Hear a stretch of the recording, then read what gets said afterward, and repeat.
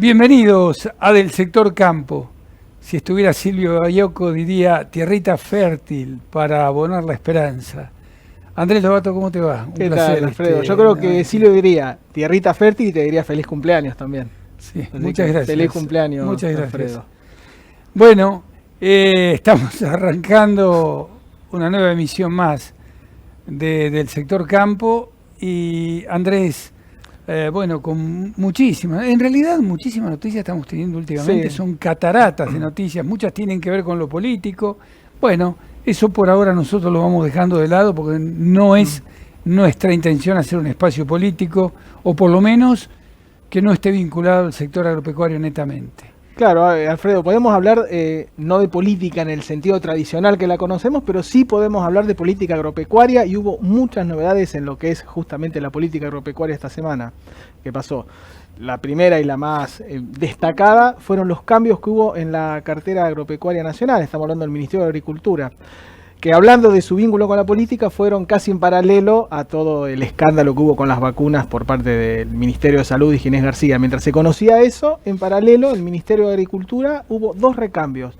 Por un lado, se fue Julián Echazarreta, Alfredo, que es el ahora ex secretario de Agricultura, y en su lugar ingresó Jorge Solmi, con pasado en Federación Agraria, hombre de masa del Frente Renovador.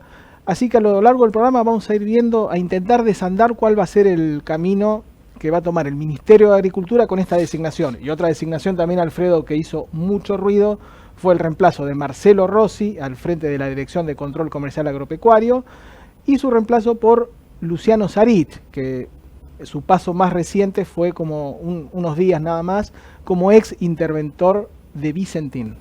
Probablemente lo que más haya impactado haya sido el desplazamiento de Rossi, un hombre muy querido en el ambiente, muy correcto, con muchos años al frente de la Oficina Nacional de Control Comercial Agropecuario y posteriormente la Secretaría de Control Comercial Agropecuario o de la Dirección de Control Comercial Agropecuario fue en su momento, pero bueno, finalmente desplazado por el ministro Basterra. Y yo me quería referir a un tema puntual que tiene que ver con el precio de la hacienda. Asustados los operadores, pero contentos obviamente los productores que van viendo que sigue subiendo el precio de la hacienda, pero no se sabe hasta cuándo. ¿Con qué tiene que ver fundamentalmente? La falta de oferta. No hay oferta, se acerca marzo, ya se inicia y los ofrecimientos siguen siendo muy bajos, no hay hacienda terminada, los feedlots lejos están de tener un resultado más o menos honorable, los precios no le cierran, el maíz crece, el precio de la hacienda sube pero lentamente, los números no cierran de ninguna manera. De todo esto vamos a charlar a lo largo de este programa y de los programas venideros. Bueno, vamos a empezar entonces, Alfredo. Empezamos nomás desarrollando la actividad, esto es del Sector Campo.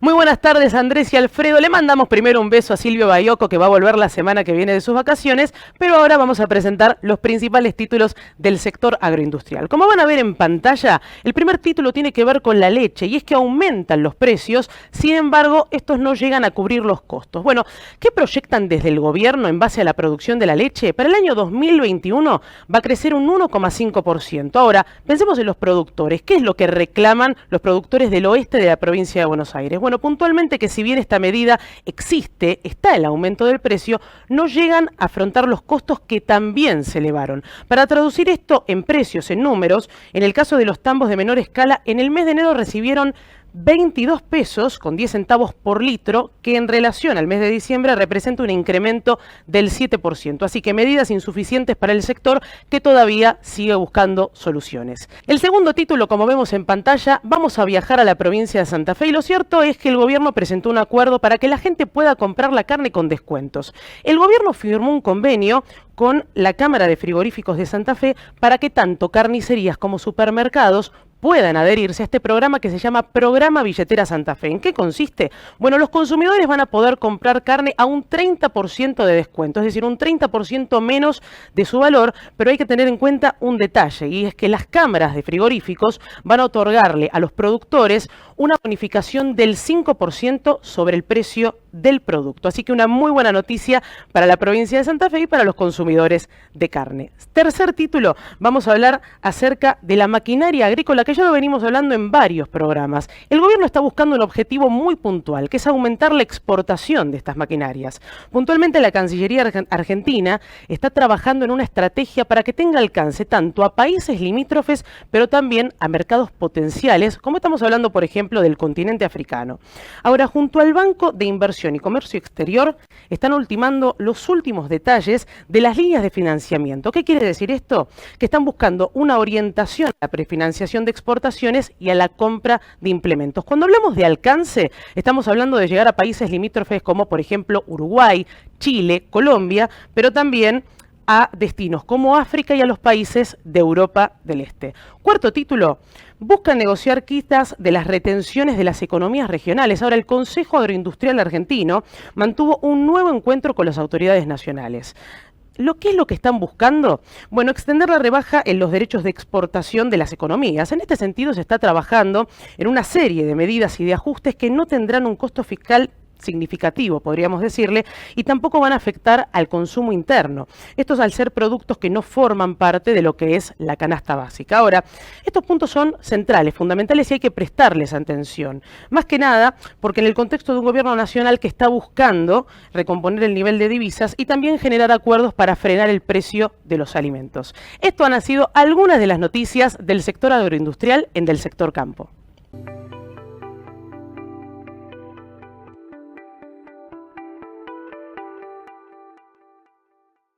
Marcos López Arriazu, qué placer verte. Aquí estamos con el amigo Andrés compartiendo esta mañana y una alegría verte realmente. ¿Cómo va?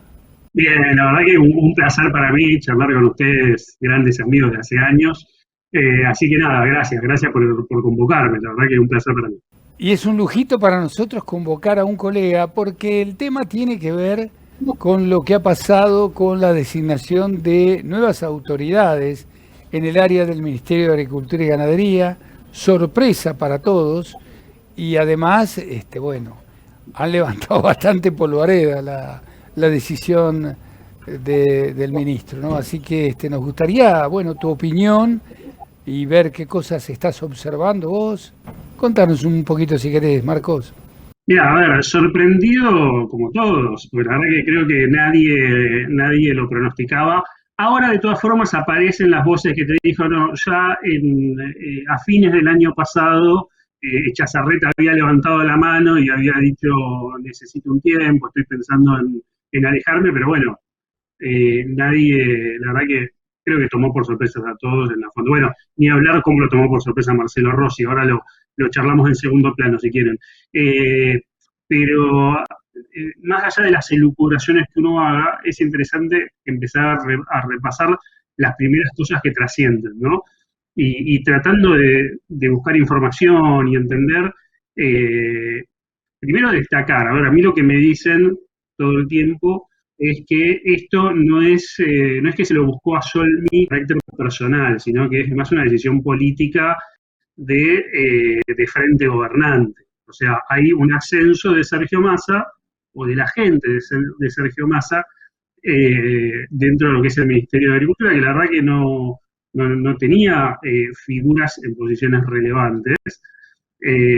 Esto implica que Sergio Massa va a empezar a tener injerencia por lo que se haga por el sector agropecuario. Lo vamos a tener que ir viendo, digamos. Solmi, en las conversaciones que se pueden empezar a tener con la gente que lo rodea y siempre muy, muy cuidadamente, lo que se destaca ahí es que es un hombre del Frente Renovador. También, Marcos, esta designación de Jorge Solmi, además de todo esto que comentás, imagino que es un guiño a la parte más disidente de Federación Agraria, si se quiere. Bueno, ahí va a tener un problema o un tema a resolver, ¿no? Que es la relación con la cúpula de Federación Agraria. Y, a ver, algo que también te destacan es, primero, necesitábamos un secretario de Agricultura más dinámico, del interior, con recorrido y que esté acostumbrado a patear el campo, ¿no? que es lo que es Olmi, un hombre decididamente más joven, y uno la verdad que no le puede cuestionar todo lo que hizo a nivel territorial con la Federación Agraria, sobre todo en su zona, ¿no? El norte de Buenos Aires, sur de Santa Fe, la zona de influencia. Es verdad lo que vos marcás, Andrés, la verdad que estaba muy pegado con lo que es Bases Federadas, que es el movimiento que está en contra de Carlos Achetoni, el movimiento activo, ¿no? Que sobre todo genera una medida muy importante y que tiene buena llegada con el gobierno, con la provincia de Buenos Aires y con el gobierno nacional. Esa es una posibilidad. Ahora, la otra es muchísimo más llamativa, porque Marcelo Rossi, un hombre que oportunamente fue aceptado y más que bien, e inclusive fue pedido por el gobierno de Macri, de golpe se ubica y es aceptado por lo menos durante un año y pico, funcionando a full para el gobierno actual, para el gobierno de Fernández. Y de un día para el otro, sácate. Bueno, eso va a haber que seguirlo de cerca también y estar muy atento. Esto para nosotros creo que es muy conocido, pero lo repasamos para aquellos por ahí no están tan metidos, ¿no? Una rara avis de la política, porque lo nombra de la Rúa como presidente de la ONCA, y él se autodefine como alfonsinista incluso, ¿no? Y mirá qué paradoja esto del final, ¿no? Lo nombra de la Rúa, lo mantiene como titular de la ONCA Dualde, Néstor Kirchner, se va peleadísimo con Guillermo Moreno en el año 2007, lo rescata Macri y Alberto Fernández, lo hacemos responsable a Alberto Fernández, cuando quizás no sea él el responsable, pero Alberto Fernández, que se define como alfonsinista, termina dejando afuera a un alfonsinista. El gobierno de Alberto Fernández, seamos buenos, ¿no? Marco, ya por mi parte te hago la última pregunta. Justamente el reemplazante de Rossi va a ser Luciano Sarit, que ya tuvo un paso por el ministerio durante el final de la gestión de Casamiquela entre 2003 y 2015 y ahora vuelve a la misma área. ¿Cómo ves? ¿Cuál te parece, no? Que puede ser, sin conocer bien todavía cómo va a ser la gestión, pero ¿cómo va a ser el andar de Sarit y sobre todo qué va a pasar con el RUCA? ¿Cómo lo ves? Si va a haber cambios, no lo tengo claro. En el funcionamiento, te repito lo que te digo, esto de que ya en el RUCA están metiendo manos muchas áreas y áreas que son decididamente de las más extremistas del gobierno, como es la Secretaría de Comercio, entonces ahí te genera un ámbito de dudas, ¿no? Que por cualquier arbitrariedad saquen del RUCA una empresa, la verdad que es grave, porque sin estar en el RUCA no puede comercializar. Entonces, si una empresa no puede comercializar, no tiene futuro. También es grave que se agreguen al RUCA empresas que no cumplen con los debidos requerimientos, y esa es la duda, y yo creo que ahí es función de los periodistas también seguir de cerca las resoluciones que va emitiendo ese organismo. Sobre él personalmente, nosotros tenemos el reciente paso por Vicentín, que no lo podemos calificar porque estuvo una semana 10 días. Honestamente, del paso anterior de la ONCA he leído cosas que han escrito los colegas sobre él, de la ONCA o el área que estaba, mejor dicho, que han escrito sobre él. A mí no me termina de constar ese tipo de cosas, o sea que no me hago eco. Es una persona que cuando le baje en línea va a hacer lo que tenga que hacer. Bueno, me quedo con eso, que es como una doble vara, si querés, una doble vara no, digamos, como una dualidad de la personalidad. No es esencialmente un tipo que pueda ser perjudicial, pero ojo quién es el que le está bajando en línea. Marcos, muchísimas gracias por la compañía. Te vamos a seguir escuchando en la red, por supuesto, como corresponde. Te mandamos un abrazo grande, éxitos, ¿eh? Nuevamente, gracias a ustedes, muchos éxitos y bueno, y acá estamos para cuando quieran y yo también voy a seguir siendo fiel televidente. Muy gentil. Chao, mi viejo. Gracias, Marcos.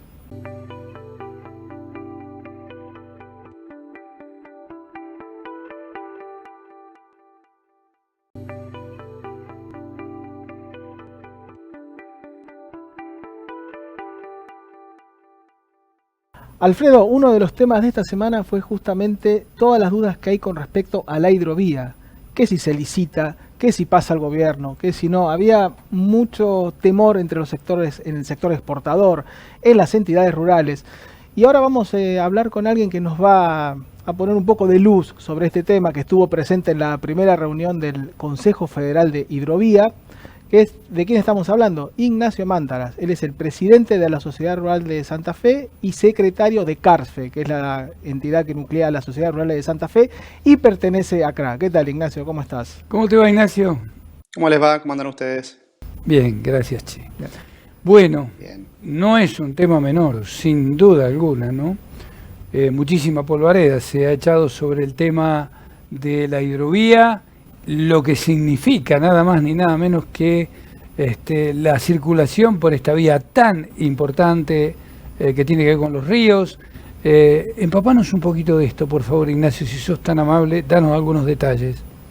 Bien, la hidrovía cuando hablamos de hidrovía hablamos de un curso de agua que el hombre interviene para darle navegabilidad los 365 días del año, ¿no? Y darle seguridad en la navegación con el clima que fuera, ¿no? Entonces, digamos, obviamente implica intervención del hombre y de eso se trata lo que está en discusión ahora, que es la concesión del dragado y el balizamiento. Son las dos intervenciones más importantes para procurar esa navegabilidad. Por allí circula, en el caso de Argentina, el 80% de las exportaciones del comercio exterior de Argentina. Lo que entra y sale circula por esa gran avenida, por lo cual que tenga navegabilidad, pero en términos de, si fuera tomado como una avenida, es como que se corte una avenida, ¿no? Entonces, por ahí pasa todo, y por ahí está el futuro el presente y el futuro de Argentina en esa gran obra.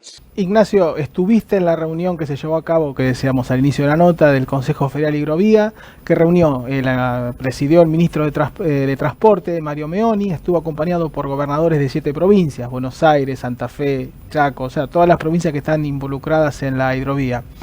Las entidades, los exportadores, también llegaron a esa instancia con muchas preocupaciones, más que nada con estos rumores que circularon en los últimos días sobre una posible estatización.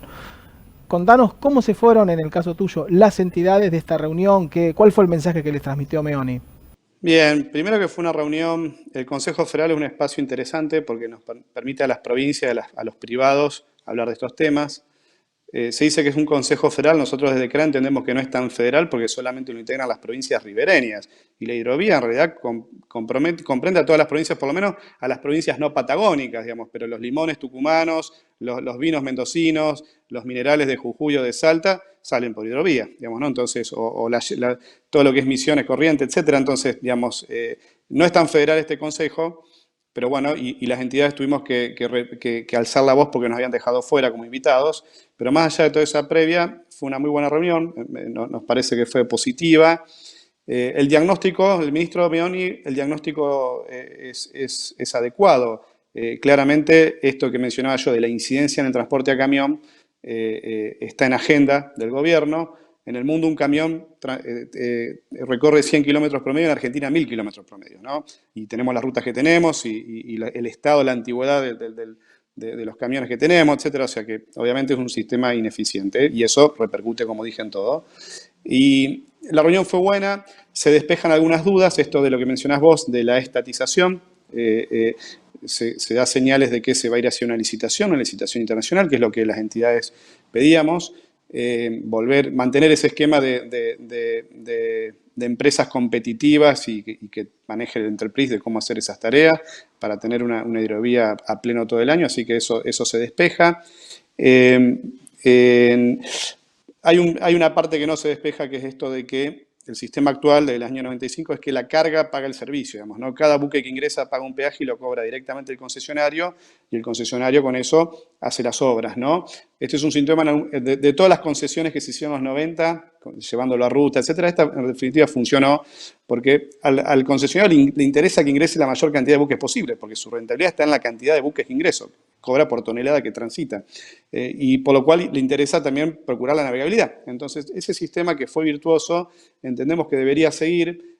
Se puso en duda cuando se creó esta sociedad de Estado integrada por nación y provincias, que aparentemente iba a intermediar en ese cobro del peaje y a partir de ahí pagar al concesionario. Eso aparentemente no está muy claro, es uno de los puntos justamente grises, pero aparentemente no sería el mecanismo. Se estaría pensando, por lo que se dijo de esa sociedad del Estado, para algunas intervenciones en zonas arriba de Timbúes, que es la parte que faltaría desarrollar con mayor esplendor, digamos. Hoy tenés concentrado la zona Gran Rosario, que requiere obviamente intervenciones, porque los buques ya son de otro calado, de otras dimensiones, las barcazas también. Entonces, obviamente, se necesita intervenciones en la zona Gran Rosario y también se necesita, y esto es lo que pedimos desde CRA, desarrollar la hidrovía desde Timbúes hacia arriba con todos los puertos de Santa Fe, Diamante, Barranqueras, Corrientes, Misiones, etcétera, ¿no?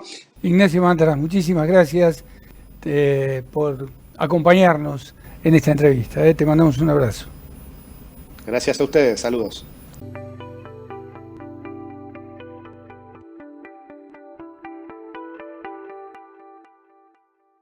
Minuto de ganadería.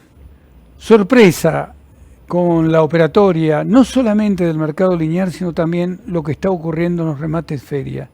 Evidentemente la oferta no alcanza, por diversos motivos.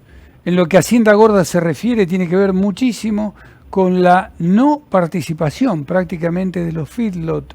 Los feedloteros están muy preocupados por lo que está sucediendo con el valor del maíz que no para de crecer, y por otra parte con los precios del mercado de Hacienda o de las ventas directas que crecen pero más lentamente, y cada vez es más grande la brecha que hay entre la hacienda que sale de los campos y la Hacienda Gorda.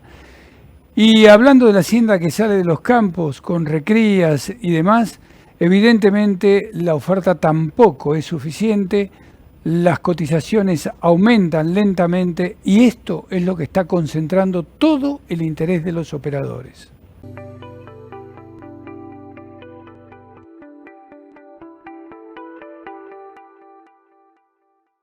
Y en la continuidad del sector campo, ahora vamos a ver un caso virtuoso para ver lo que es la industria frigorífica nacional, ¿no, Alfredo? Sí, exactamente, que creo puede servir como modelo también para el resto de las actividades del país. Estuvimos con parte del equipo en Plomer, en la provincia de Buenos Aires, concretamente en el Partido de las Heras. ¿Qué pasó allí? Se reactivó, luego de 7 años de permanecer inactivo, un frigorífico. Le han puesto como nombre Los Gansos. Se explica también el motivo por el cual, por el modo de vuelo que tienen los gansos. Hubo toda una explicación por parte del CEO del frigorífico, pero lo cierto es que nos encontramos realmente con una sorpresa, un magnífico trabajo realizado por un grupo de matarifes que decidieron juntarse, adquirir este frigorífico y ponerlo nuevamente en funcionamiento. Ahí estuvimos y esto preparado para ustedes.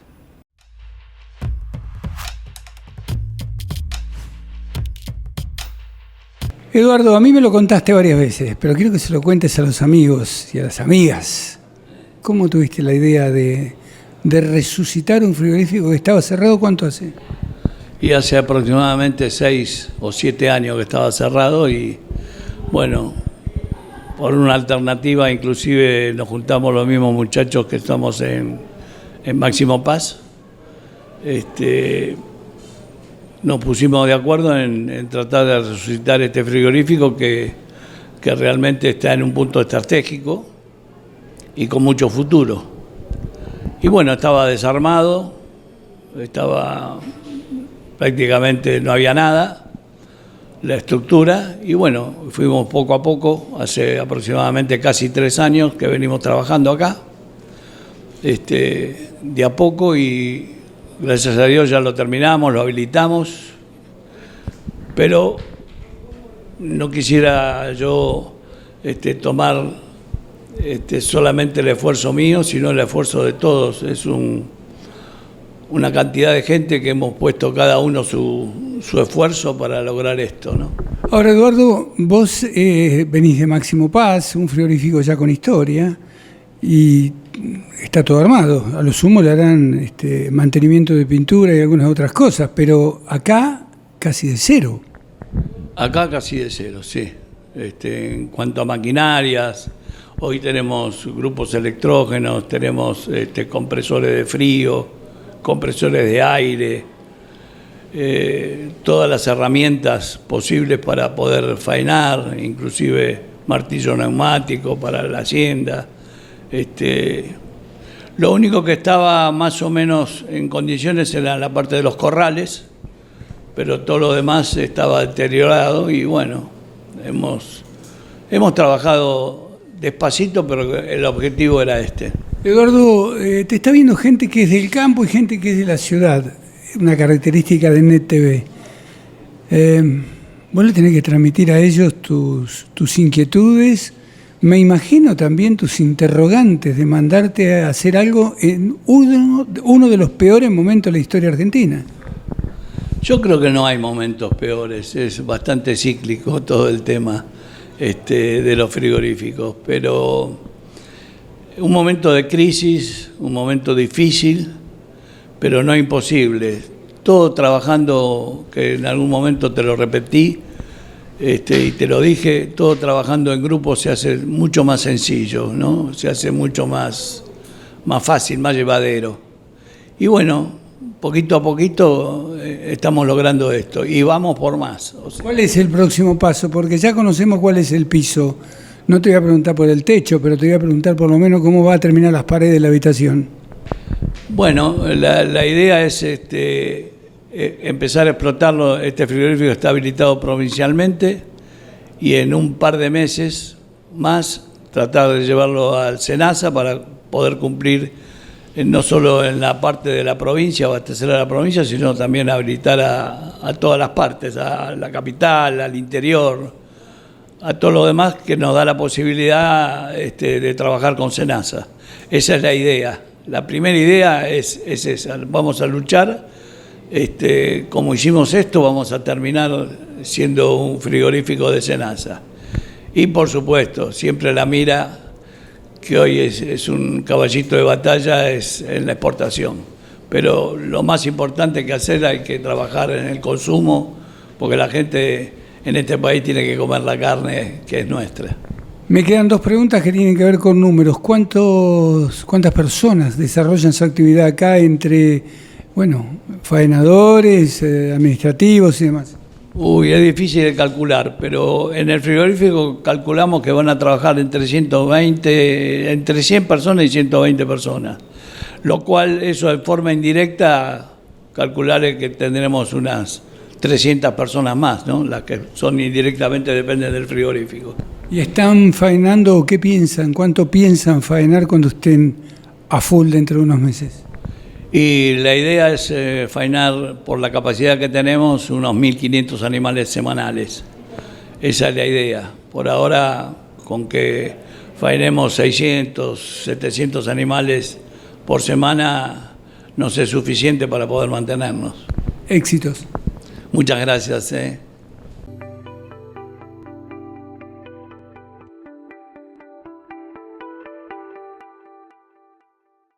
Y ahora en la continuidad del sector Campo Male vamos a jugar un poco con las redes, a ver qué es lo que pasó esta semana. Exactamente, @delsector.com. Recuerda que te leemos todos los sábados, Twitter, Facebook, Instagram, estamos en todos lados. Y ahora sí, vamos a comenzar con el primer tuit que vemos acá en pantalla, que dice: Basterra le presentó a la mesa de enlace el nuevo secretario de Agricultura.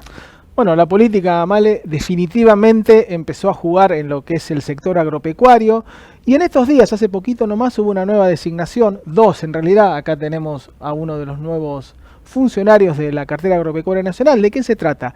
Jorge Solmi, ex vicepresidente de Federación Agraria, hombre de masa. Queda ver por qué se ocurre esta medida, que ya lo venimos analizando en el programa, pero hay que tener Male un factor en cuenta. ¿Cuál es?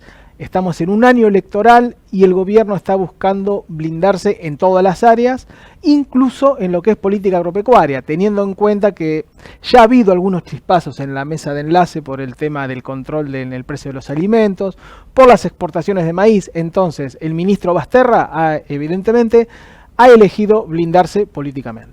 Ahora vamos a ver un segundo tuit en la pantalla que tiene que ver con los biocombustibles, que dice: biocombustibles en Argentina, los industriales se aferran a un guiño de Alberto Fernández. Y Malena, está un poco complicado es el panorama para el sector de los biocombustibles, que desde el año pasado están viendo que se les viene el fin de la ley de biocombustibles, justamente, que finaliza en mayo. Entonces toda la cadena de valor está pendiente, como bien dice ahí ese tuit, está pendiente de un guiño del presidente Fernández. ¿Cuál es el guiño? Que esta ley se trate en la Cámara de Diputados, que ya cuenta con media sanción. O sea, esto fue rápido, pasó por el Senado, se aprobó por unanimidad, que es extraño a veces encontrar unanimidad en algún tema para el tratamiento legislativo, pero en este caso salió.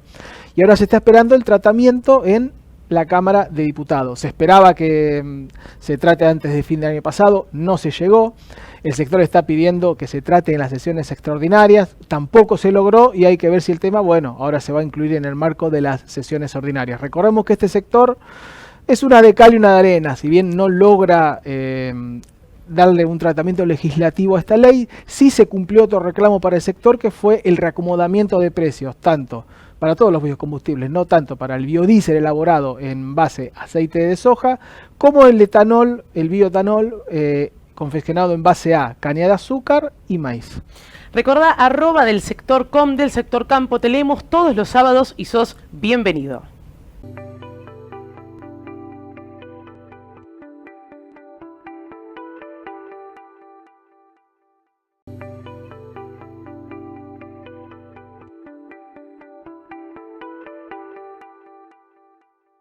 A continuación, en Del Sector Campo, la columna semanal que todos estamos esperando con nuestro especialista Julio Butet, que nos va a hablar acerca del mercado de Liniers, de la carne, pero no te tengo que contar más nada, lo vemos. Se habla en los últimos tiempos de cómo las exportaciones están influyendo negativamente para el consumidor en los precios de la carne vacuna, con aumentos realmente muy importantes, sobre todo en el cierre del año pasado, donde vimos que asado y vacío se dispararon a 550, 600, hasta 700 pesos en algunas carnicerías de Capital y el conurbano bonaerense.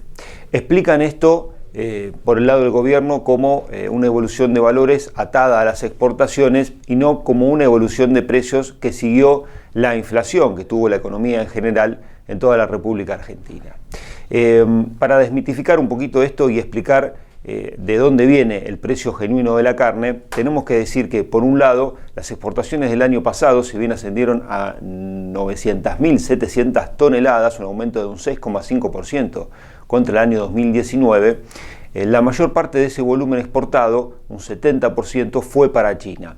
Y lo que se exporta a China es carne de muy poco valor. Es carne que cuando se consumía en la Argentina se usaba para hacer conservas, latas de carne que también se exportaban y buena parte se consumía también aquí en la Argentina. Ese negocio no está más y todo se exporta directamente a China. Así que la influencia de este gran volumen de exportaciones en el consumo interno es realmente muy baja y explicamos la evolución de precios en la República Argentina por una devaluación muy fuerte del peso que hizo que los precios suban de forma muy drástica. Además, las exportaciones que en el 2019 se pagaron en promedio con destino a China, no estoy hablando de cortes de más valor, $4.845 la tonelada, el año pasado en promedio se pagaron $3.300 la tonelada, así que incluso hasta la baja en el precio fue muy importante, por lo que queda muy claro que los precios del consumo interno no están atados a la exportación, sino a la devaluación permanente del peso argentino. Y por otro lado, y hablando del consumo interno, tenemos que decir que el mercado de Liniers recuperó un poco de valor que había perdido en los primeros momentos del año, pero esto no debería influir negativamente. Negativamente me refiero siempre a un aumento de precios para el consumidor, porque por supuesto para el productor sería positivo que el valor se corrija un poquito más. Estamos nuevamente en precios de 180 pesos para los mejores conjuntos de consumo liviano, hasta 170 o algún pesito más para el novillo, y son precios que ya estuvieron y que no deberían influir en lo que vale la carne hoy, tanto en Capital, el conurbano bonaerense, en las diferentes carnicerías que son los puntos de venta más numerosos para la compra de carne de los argentinos. Otro dato que no quería dejar pasar es que esta semana circuló la noticia de que se ha faenado un novillo en las afueras del mercado de Liniers. Bueno, fue una situación realmente escandalosa que se vivió en la noche del lunes para la carga, para lo que fue el ingreso de la hacienda del martes y la venta de esa jornada en Mataderos. Obligaron a vecinos de la zona a un camionero a descargar 2 novillos que fueron faenados en plena calle, y esto, más allá del hecho de inseguridad, explica claramente la importancia del nuevo mercado agroganadero en Cañuelas, lejos de la ciudad, más cerca de los frigoríficos, y por supuesto con otro sistema de seguridad que le va a permitir a, por supuesto, todos los transportistas llegar más tranquilos a un lugar más amplio, con menos concentración de gente, y por supuesto sin estos hechos de inseguridad.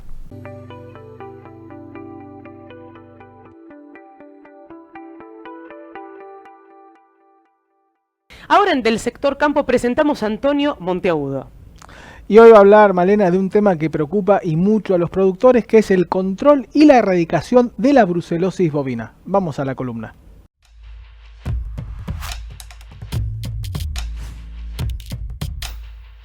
Plan Nacional de Control y Erradicación de Brucelosis Bovina, provocada por la Brucella abortus. Y esto tiene importancia decisiva para la producción ganadera. Hablábamos con el jefe del programa del SENASA, el doctor Jorge Hart, en estos días, y él nos decía de la prevalencia, que en el país alcanza al 12%. Tenemos que recordar que toda la Argentina está afectada por este mal, que dicho sea al pasar es una zoonosis, es decir, que afecta también a las personas, al ser humano, con lo cual se convierte en un problema de salud pública. La única excepción en el país, insisto, es Tierra del Fuego. Pero yendo concretamente a cómo tratar esta enfermedad, se ha puesto en marcha el Plan Nacional de Control y Erradicación. Y el DOS es la determinación obligatoria del estatus sanitario y se aplica específicamente en, insisto, rodeos bovinos. Hay que prestar muchísima atención porque hay 2 periodos de vencimiento de este control obligatorio. Uno será, porque fue corrida la fecha debido a la pandemia, el 31 de julio y el otro el 30 de noviembre. Es importante que los productores, los asesores, tomen debida nota de esta información y hagan la consulta permanente a no solamente el SENASA y a las oficinas de cada lugar, de cada región, sino también hay una cooperación con el sector privado, los laboratorios y todos los eslabones de la cadena productiva están informados, están al tanto de esta novedad. El DOES es un muestreo, entonces es una opción que plantea la resolución que ha determinado el SENASA con buen éxito. Y como decimos, son para establecimientos que tienen más de 300 vacas. Deben determinar el estatus en sus rodeos antes del 31 de julio. Los restantes tendrán plazo hasta el 30 de noviembre.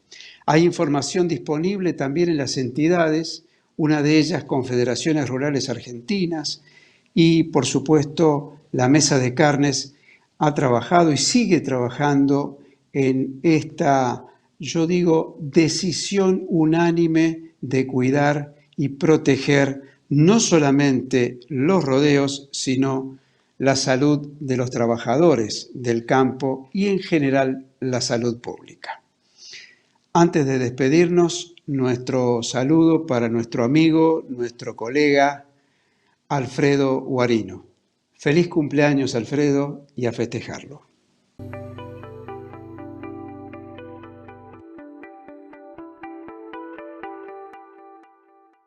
Ayer pasé por Casa de Gobierno y escuchaban los balcones que gritaban: aplaudan, aplaudan, no dejen de aplaudir los precios de los granos que ya van a venir.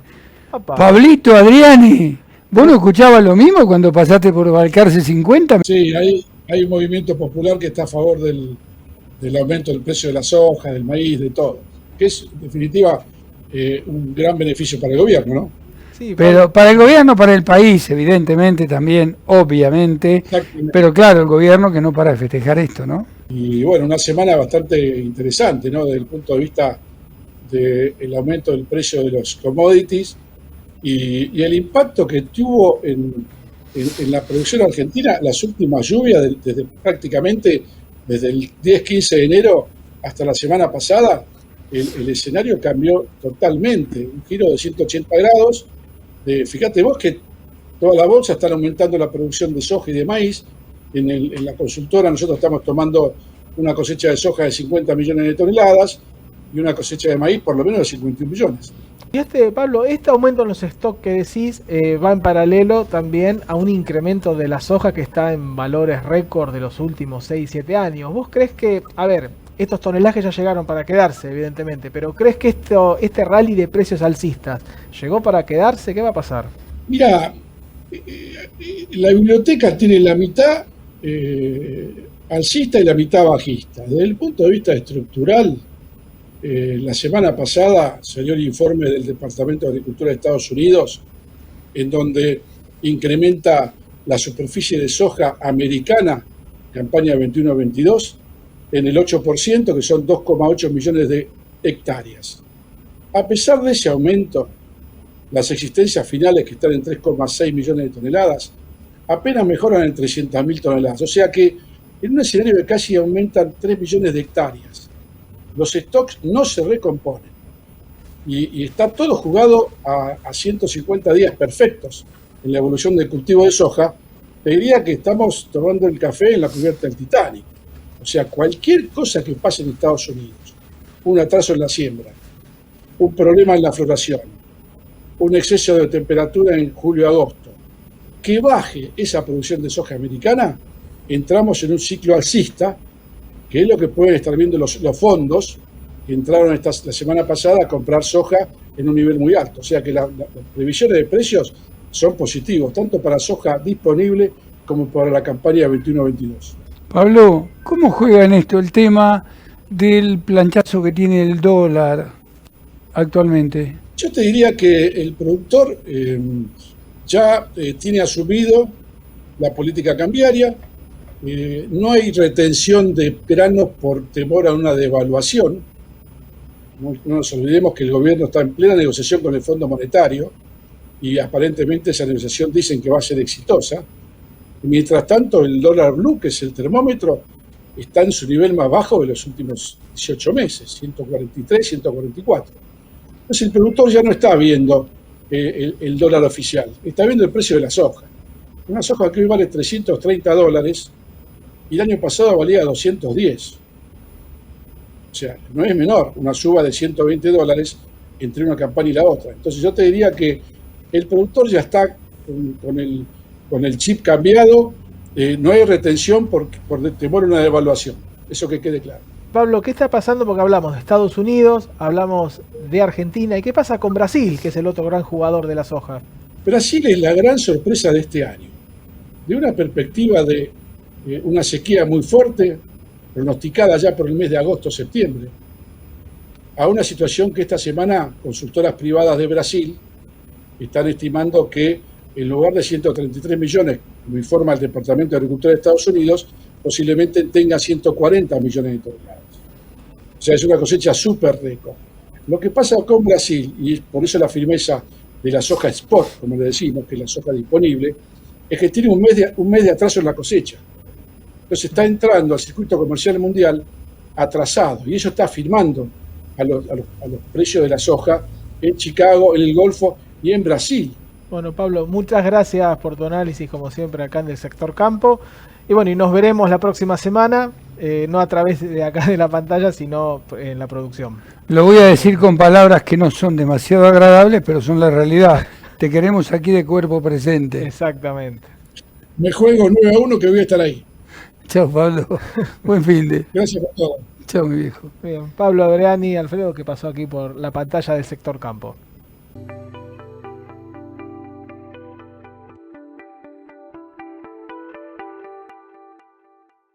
Y muy bien, hasta aquí llegamos, Andrés, hasta aquí llegamos, amigos, amigas. Esta ha sido una edición más desde el sector campo. Esperemos que les haya gustado, ¿no? Está bien, así voy. Alfredo, aprovecho para agradecerte esta oportunidad estas 2 semanas y bueno, nos volveremos a ver cuando alguien esté de vacaciones. En el próximo encuentro estará Silvio Baiocco, pero vos no te sientas tan seguro que no te vamos a volver a convocar pronto. Gracias, realmente. No sé por qué lo estás diciendo. Muchísimas gracias por haber compartido este espacio con nosotros. Un gusto.